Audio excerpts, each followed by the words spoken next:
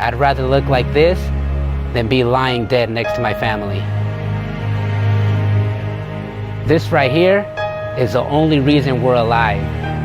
No one ever told my story, and we all know why. It's been more than a month now since the July 4th weekend party and surprise that ended with a deadly shooting. And now one of the victims is telling his story for the first time.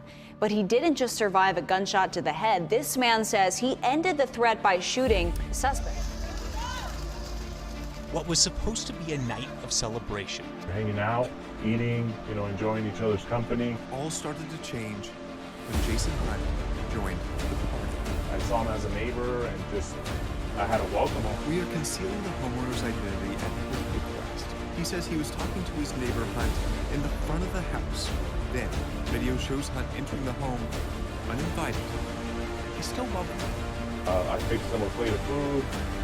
He said he loved the Mexican seafood that we had made. Another video shows Hunt inside the home with the family, seemingly happy. Suddenly, it all went wrong. And just being a friendly neighbor, friendly host, he just invited him like, hey, would you like some food? Would you like some drink? Next thing I know, I turned around and he's already pointing a gun at somebody's back, on the back of his head.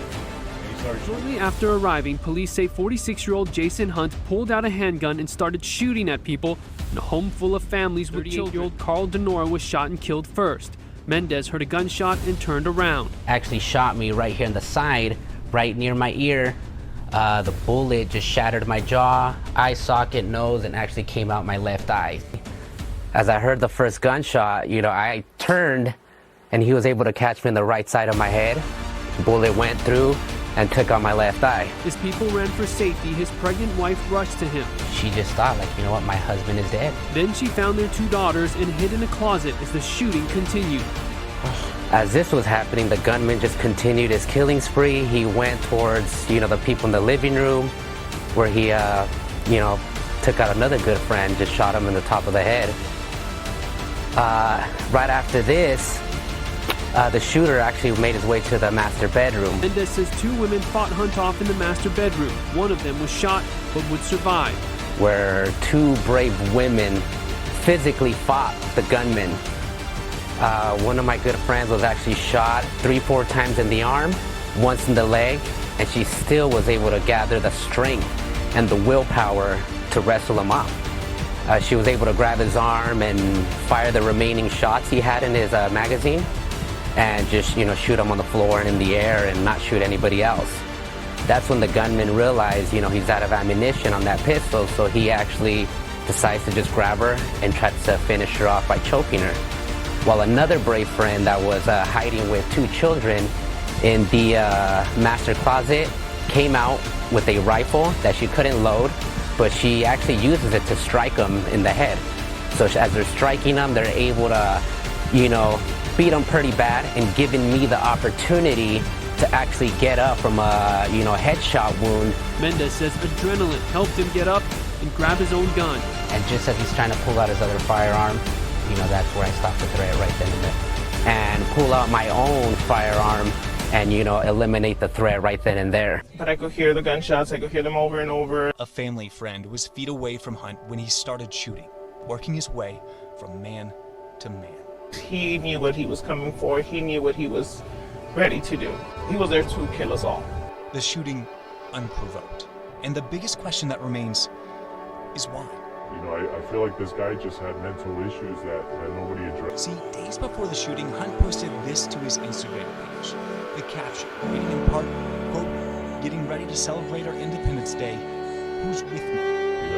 It seemed like he had intention of hurting somebody that week. Now, 2 wives are widows, and 6 kids will grow up without a father after a senseless attack.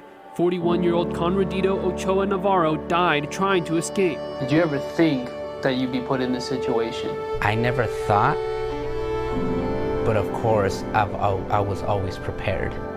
When the investigation began, Surprise PD said a clash between partygoers led to gunfire, then later acknowledged that Hunt opened fire first. It took a week for SPD to publicly identify Hunt as the suspect, a timeline that still frustrates Mendez. Why couldn't they get their story and their facts straight at the beginning when multiple talking about multiple witnesses told him exactly what happened. If I didn't have my gun, everyone in that house would have died. The news vans would have been front and center, but because I did, he never even heard about it. In fact, each year, over 1 million law-abiding Americans use firearms to protect themselves and their loved ones. But in 2021, America's 5 largest newspapers published just 10 news stories reporting defensive firearm use. In contrast, those same newspapers had a total of 1,743 news stories containing the keywords murder, gunfire, or shot. We still have no idea why that man opened fire that day, but it has only reinforced our family's support for the Second Amendment. I was in the hospital for 5 days, and when I finally got out, I bought my family 2 handguns to train with. Evil will always exist, and we are more ready to confront it with equal force now more than ever. This family will never be victims again. My name is Raul Mendez, and I am a proud lifetime member of the National Rifle Association of America.